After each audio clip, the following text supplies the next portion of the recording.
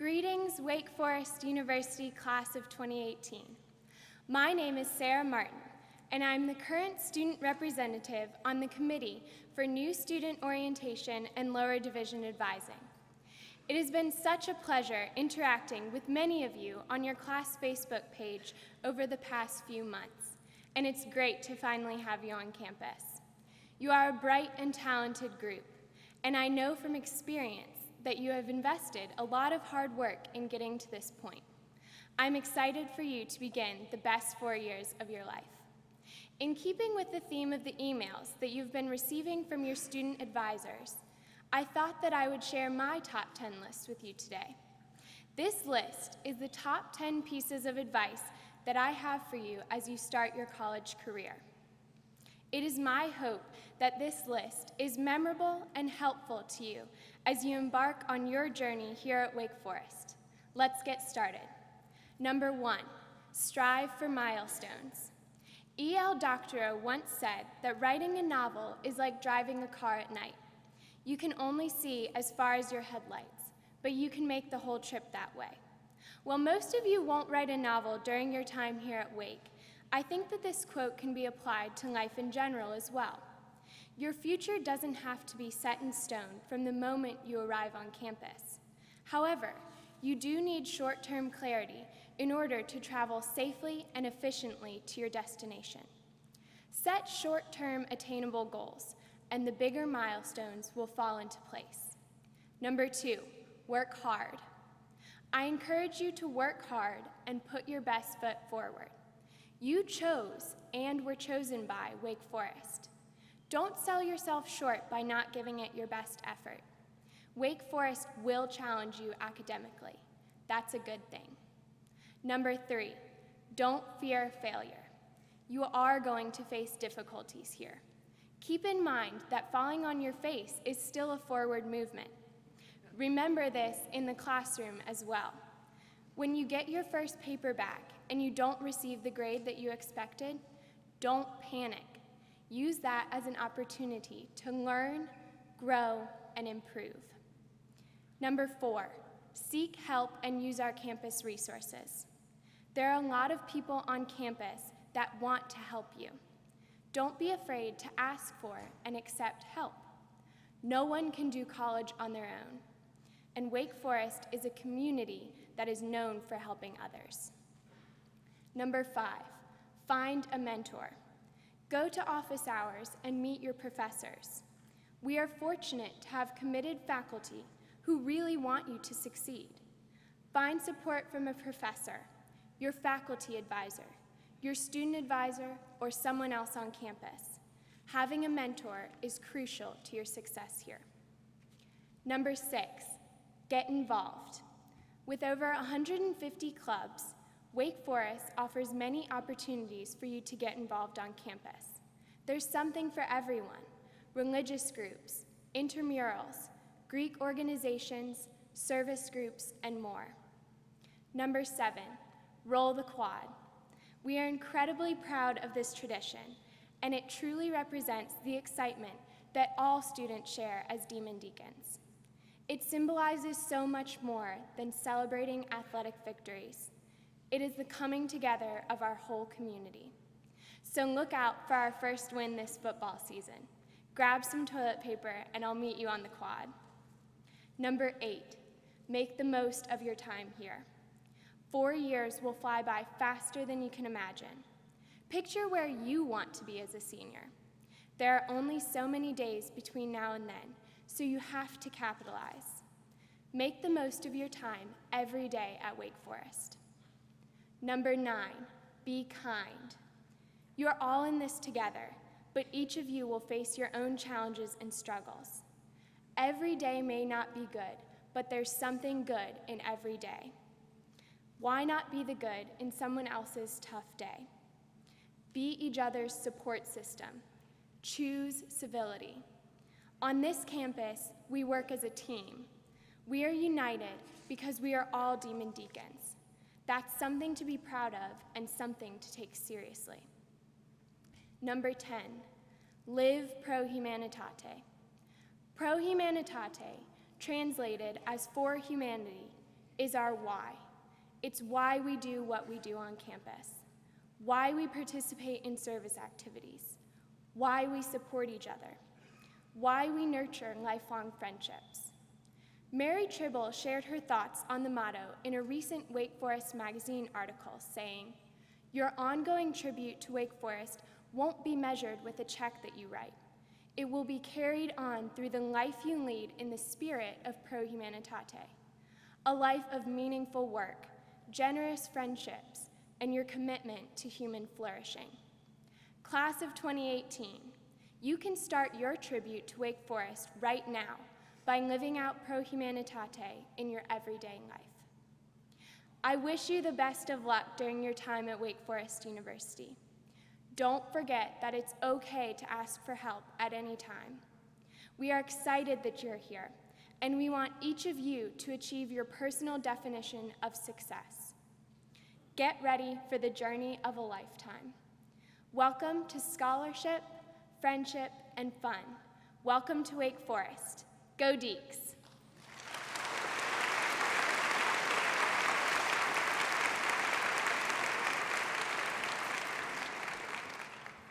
I'd like to now welcome the Reverend Alman for the invocation.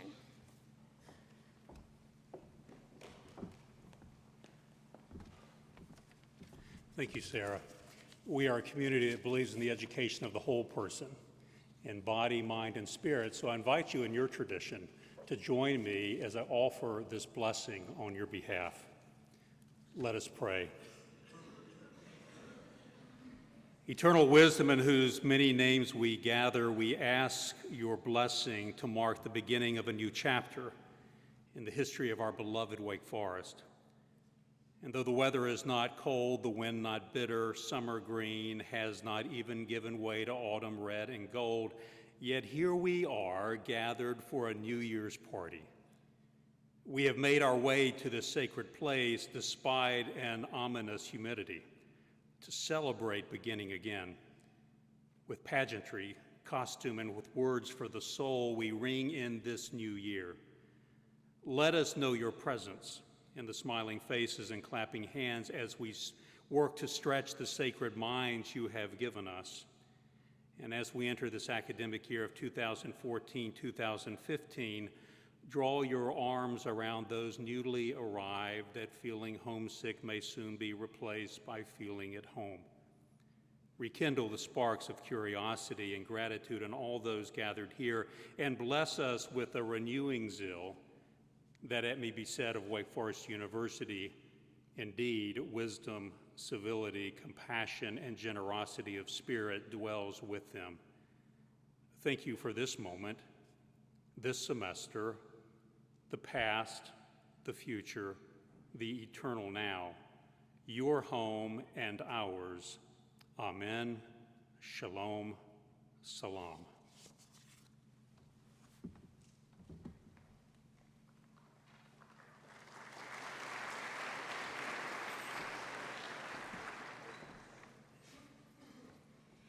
It is my privilege to introduce Wake Forest University's 13th president, Dr. Nathan O. Hatch. Dr. Hatch is a nationally respected scholar, and before coming to Wake Forest in 2005, he served as provost of the University of Notre Dame.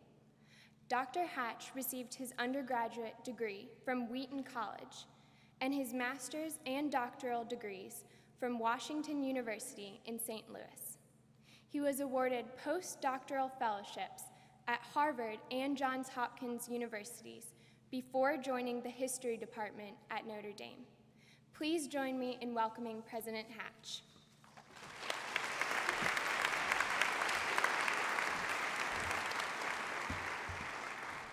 Good afternoon and welcome.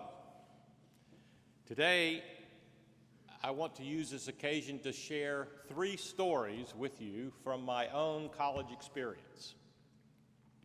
In my first semester in college, I had a professor who picked on me. When I raised my hands to answer a question, he seemed to respond by showing how limited was my response. Or he added a second question that was a curveball that I had no chance of answering. He singled me out for tough assignments, it seemed. Early in the term, he assigned me to write a report on a lengthy treatise of Niccolo Machiavelli, a name at that time of which I'd never heard. He said, "Hatch, make sense out of this book before you go to any textbook or encyclopedia." And of course, that was before the age of Google and Wikipedia. When I did well on an early test, Professor Hutchinson wrote in the response, "Nathan, I'll send up more flack next time." George Hutchinson picked on me, and you know something? I loved it. He had a keen sense of how learning takes place, an understanding that a student's mind is not a bucket to fill, but a fire to light. I found that history class engaging, invigorating. It was tough, to be sure, but it evoked my curiosity and generated a passion for learning, and that contributed in no small measure to my passion for studying history. At Wake Forest, our goal is to pick on you in this way. This campus is honeycombed with tremendous learning opportunities. It's a banquet to which we hope you'll bring healthy appetites. Don't sit on the sidelines. We are blessed with hundreds of faculty members who give themselves to the study of this marvelous world, from the complexities of molecular biology to the dynamics of modern political campaigns, from the insights of Aristotle and Augustine to the forces at work on Wall Street. Faculty love to have conversation partners and make sure you take the opportunity to engage them. A second story. The most single valuable class I had in college was with a professor whose classroom did not buzz with electricity like Professor Hutchinson's. Professor Thomas Kay also understood learning. In a 15-week term, this teacher of medieval history assigned us 12 short papers from a broad list of suggested topics. I remember spending 2 solid days per week doing the research, the careful thought and reasoning, and the writing of those papers. By the end of the term, I had a sense that something had changed about the way I could think, the way I could argue a point, the way I could write with conviction. It is as if my mind had been to the weight room for regular conditioning. I walked out of Professor Kay's class a far more capable and confident person. I mention this to encourage you to learn how to focus and to concentrate. Learning requires silence and solitude, something increasingly rare in our world of iPhones, iPads, Facebook, texting, and Twitter. Gail Collins made an interesting point in the New York Times talking about leadership development. She said, "I think it's hard to be great without the ability to concentrate." She says, "The more distractions we've built into our culture, the harder it is to develop serious thinkers and planners. And over the last 50 years, our span of attention has collapsed to that of a hyperactive gnat." Don't get me wrong, I think it's wonderful that you connect with so many people on digital devices. I also love them. But the point is, there are times in which we need to focus and to concentrate. So learn the art of being deliberate, not always being interrupted by your digital device. My final story has to do with the class I took in classical Greek. This was an introductory course, and it had the great potential to be as dry as dust, memorizing new alphabet, conjugating verbs, struggling with vocabulary. But the class was anything but boring because of the teacher, Professor Hawthorne. He had an infectious love for his subject and for awakening in us, his students, the sense of what was really important. Today, I remember very little about classical Greek, but I remember many lessons and insights that I learned from this marvelous person, whose values and approach to life I came to admire. It was not so much what Professor Hawthorne said, it was how he asked questions, how he probed our feelings and understandings, and how he reached out and helped other people. I trust your coursework here will not be academic in a narrow sense.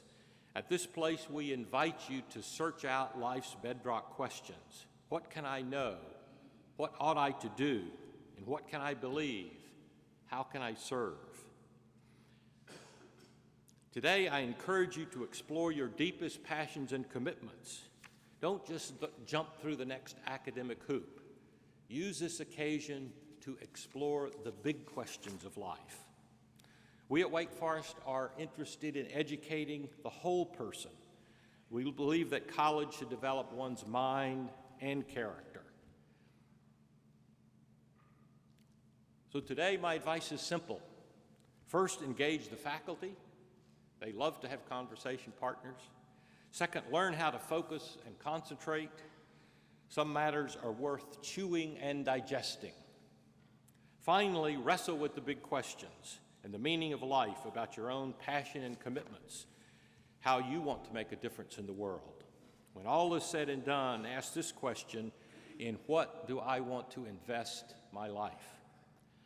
On behalf of all of us here at Wake Forest, let me say again how delighted we are to have you here as students. Welcome to the conversation. Thank you.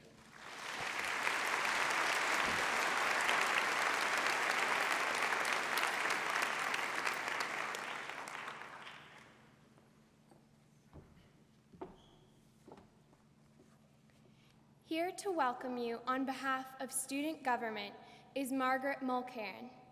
Margaret is president of student government, a senior with a double major in politics and international affairs in art history. Please join me in welcoming Margaret Mulcairn.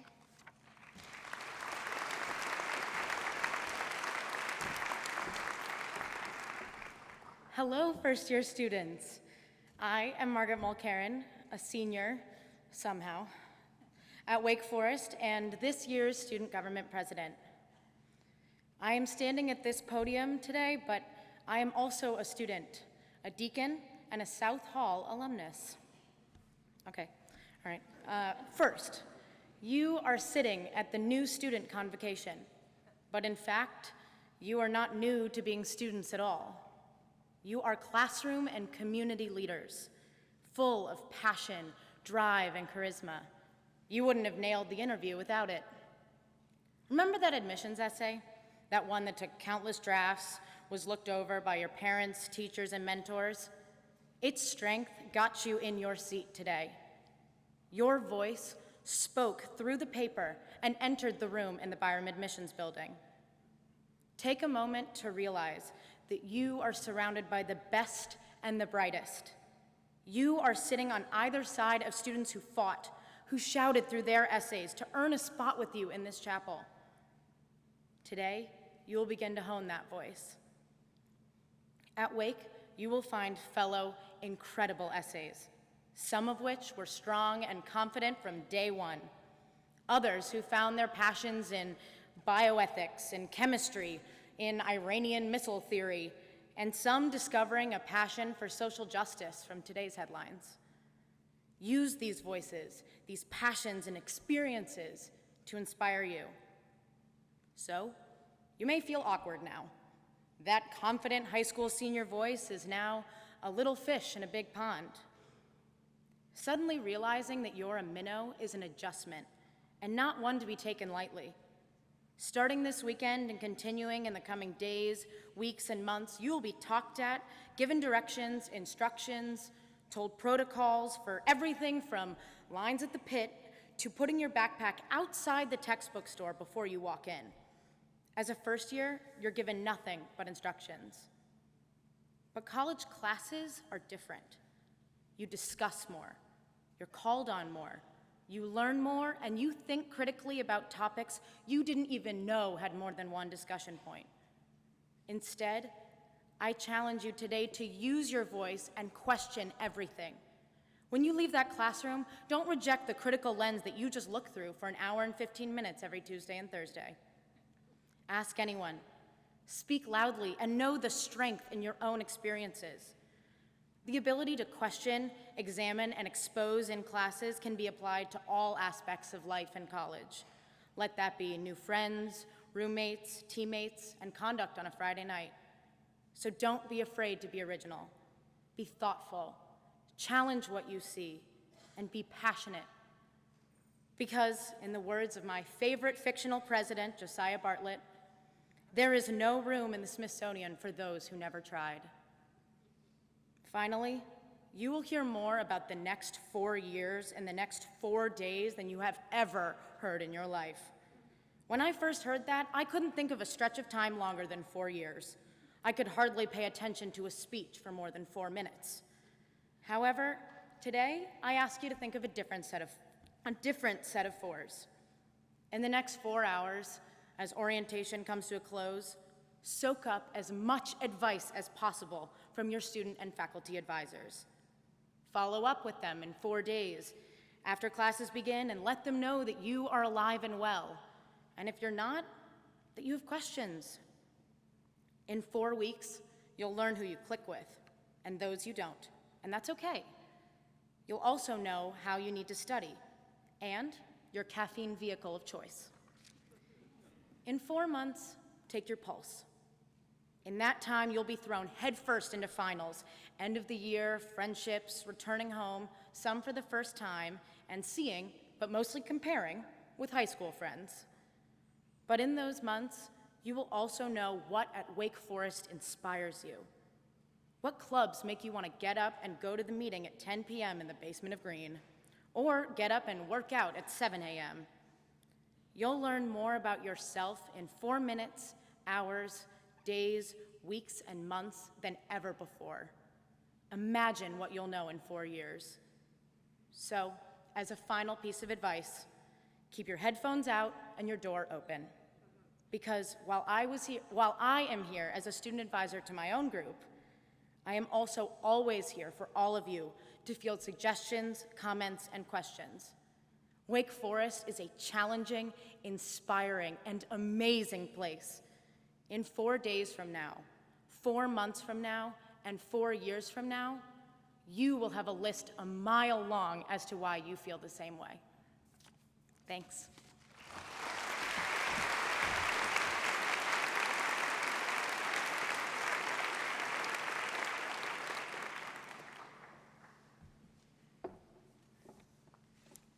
Presenting this year's Award for Excellence in Advising is Associate Dean for Academic Advising, Christy M. Buchanan. Dr. Buchanan received her BA from Seattle Pacific University and her doctorate from the University of Michigan. She came to Wake Forest in 1992. She is a professor of psychology and has worked closely with our advising and orientation programs over the past 2 decades. Please join me in welcoming Dean Buchanan.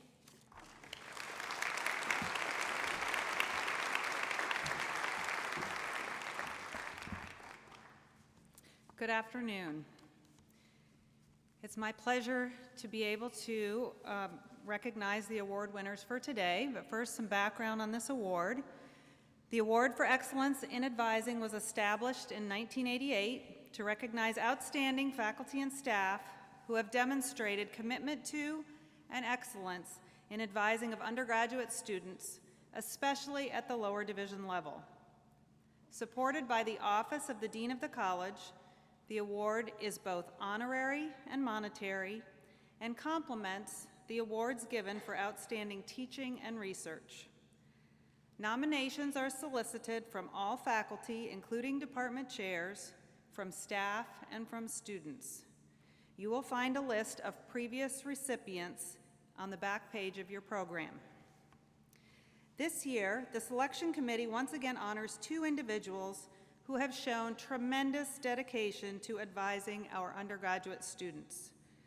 We are pleased to welcome colleagues, friends, and family members of the recipients who join us for this convocation and celebration. I think it's fair to say that this year's first recipient is the epitome of dedication to advising. My records for lower division advising participation date back to 1996 and indicate that this person has served as a lower division advisor to a new incoming group of first-year students every single year since 1996. That's 18 years running without a break, advising a new group of students along with the previous year's group who are sophomores. Given that this recipient began working at Wake Forest in 1985, I suspect that the number might be even higher than that. Only a very small handful of advisors can claim that level of consistent involvement in the lower division advising program. Beyond this legacy of dedication, this recipient has often been nominated for the advising award by her advisees. I'm going to share 4 representative comments from those her advisees have shared. One advisee said, "She has done so much for me in my short time at Wake. Her smiling face and warm, comforting, progressive attitude gave me the confidence to move forward. When things were rough, she was there to tell me that I can do it. Wake isn't always an easy place, but she makes my life as a student 100% better." Another shared, "She has always been a tremendous help to me. She makes her schedule available whenever I have questions, which seems to be a lot, since I somehow tend to completely redo my schedule at the beginning of each semester. Over the summer, I needed help getting into a class, and she worked through the Office of Academic Advising to get me in."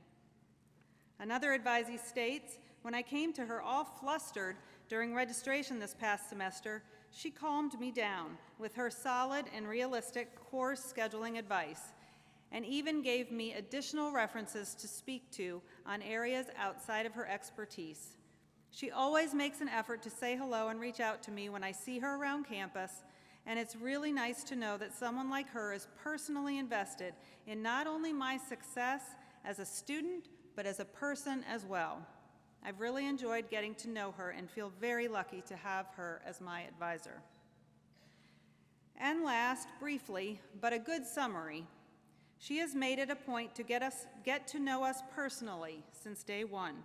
She has been a wonderful advisor, and she definitely deserves the award." In addition to her lower division advising, this person has served as a counselor and a mentor to students in many other capacities, including as faculty staff leader on several service trips. Anyone who works with her knows beyond a shadow of a doubt that she cares deeply about our students as whole people, and that she works tirelessly both with individual students and at the institutional level on our students' behalf. So, on behalf of the Committee on Orientation and Lower Division Advising, it is my honor to recognize Dr. Mary Girardi, Associate Vice President and Co-Director of the Pro Humanitate Institute, as co-recipient of the 2014 Award for Excellence in Advising.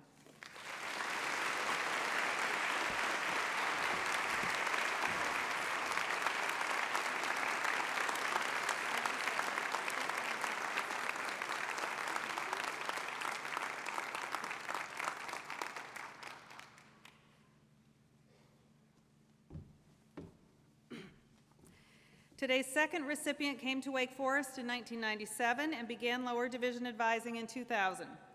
A colleague who nominated him said, "I have seen firsthand the sincere and dedicated commitment that this advisor gives to the undergraduate students whom he advises.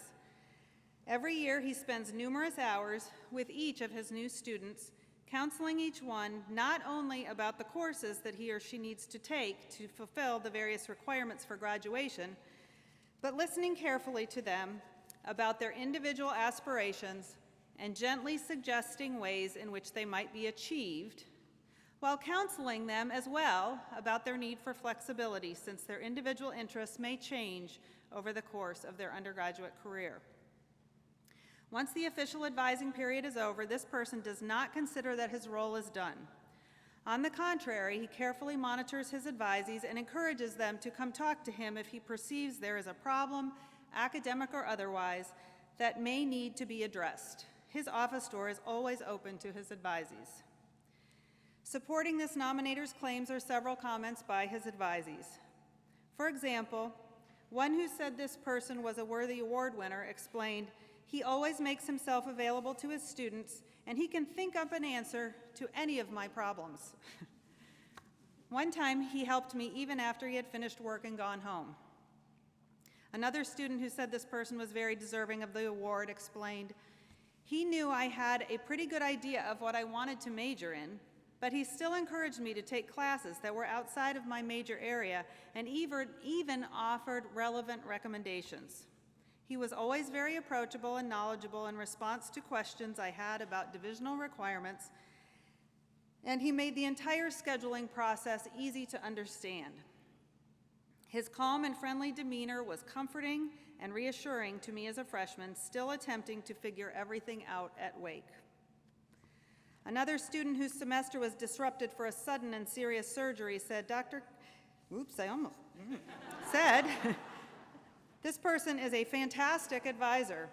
When I was coming back from surgery, he was very accommodating with his schedule, helpful and understanding.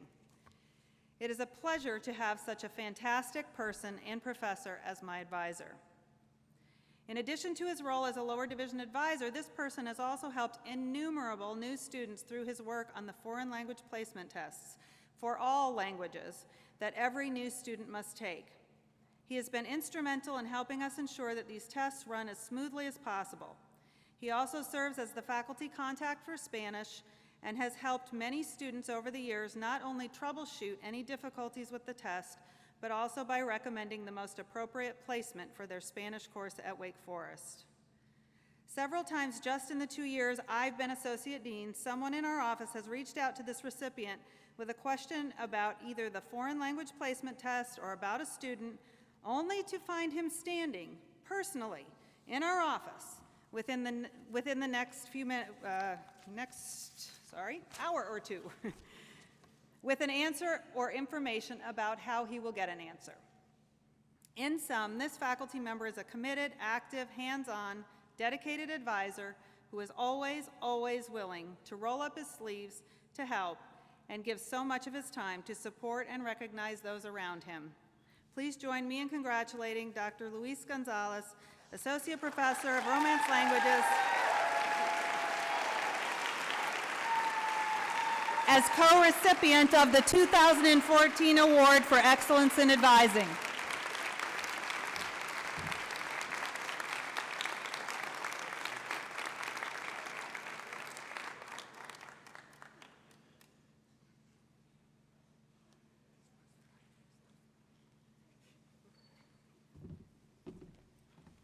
That standing ovation said it all, I think.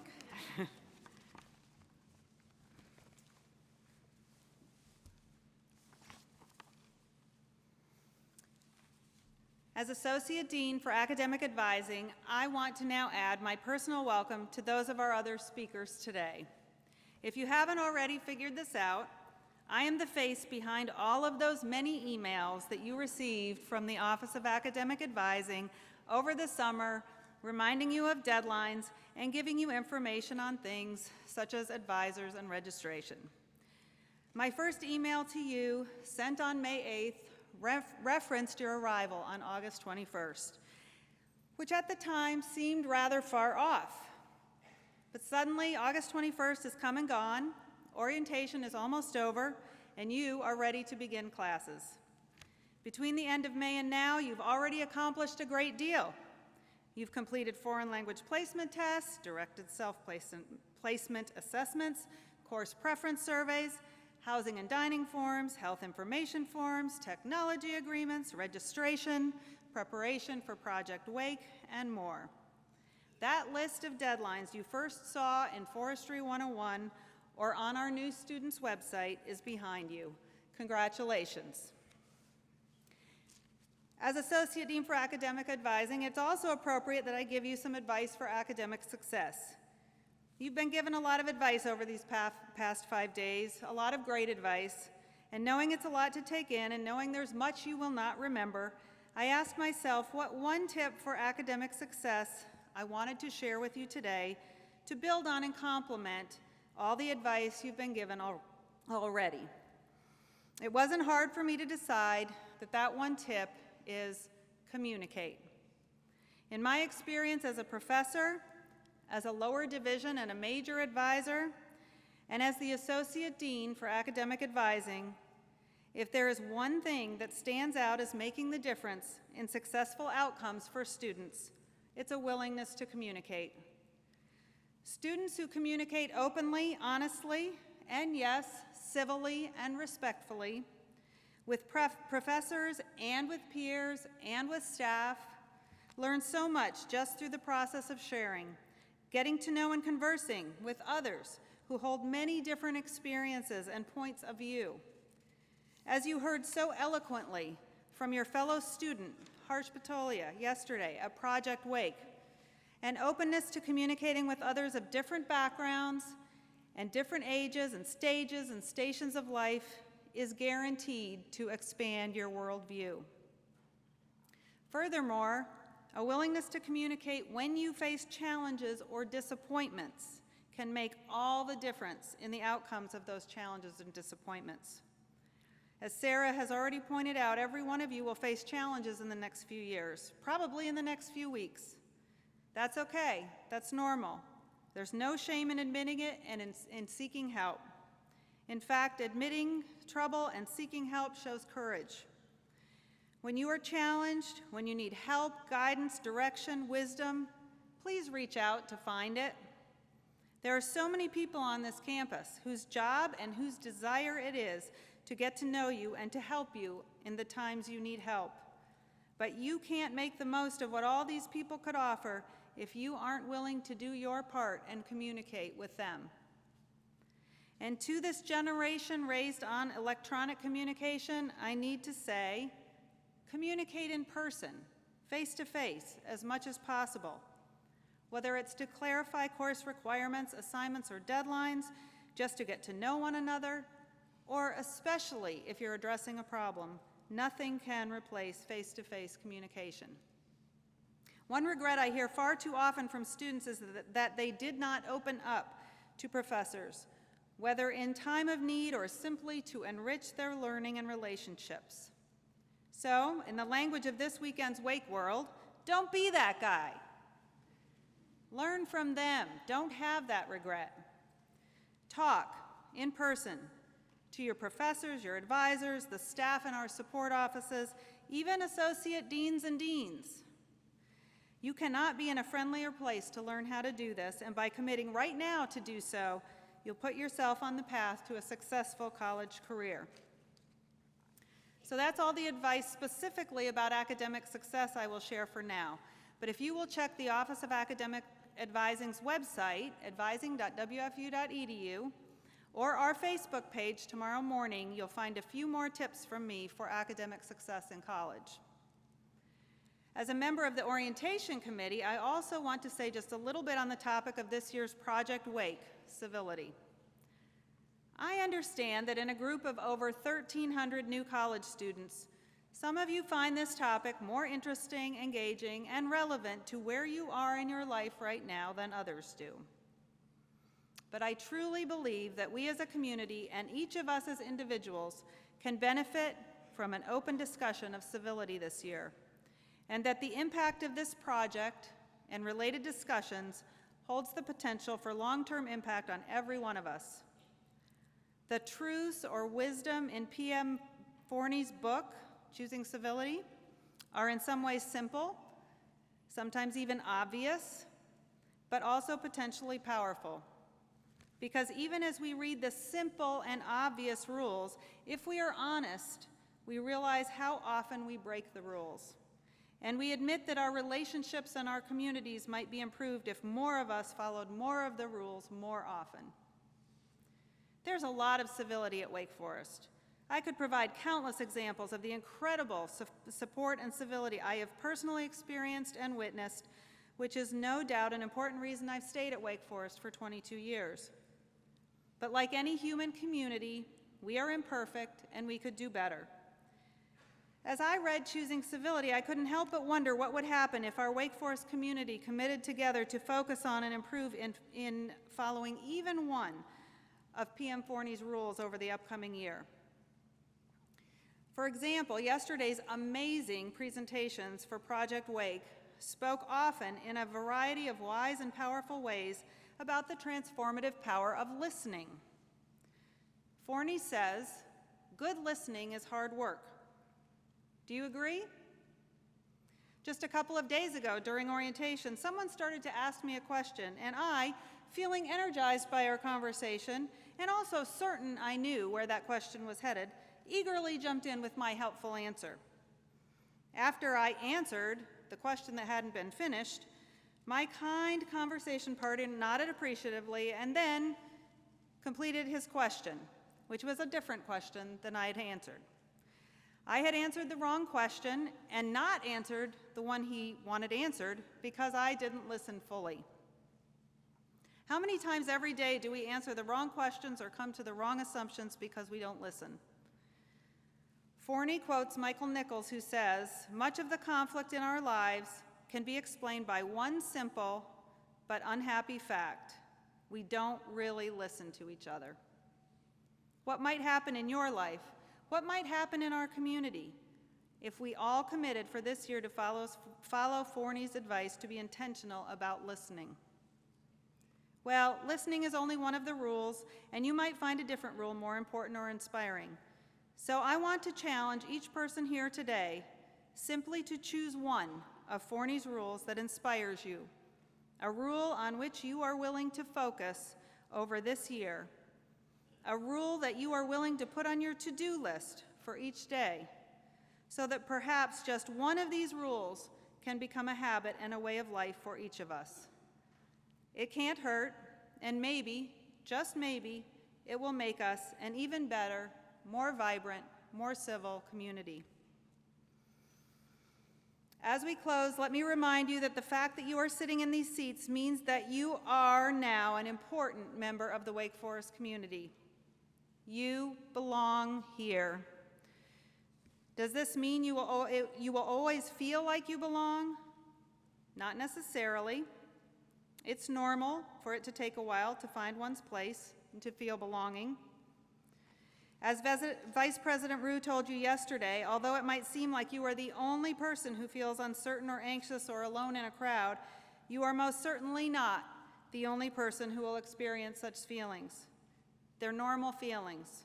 So be patient and give it some time if necessary to find the places you can really feel comfortable and contribute. Each one of you has the ability to succeed here.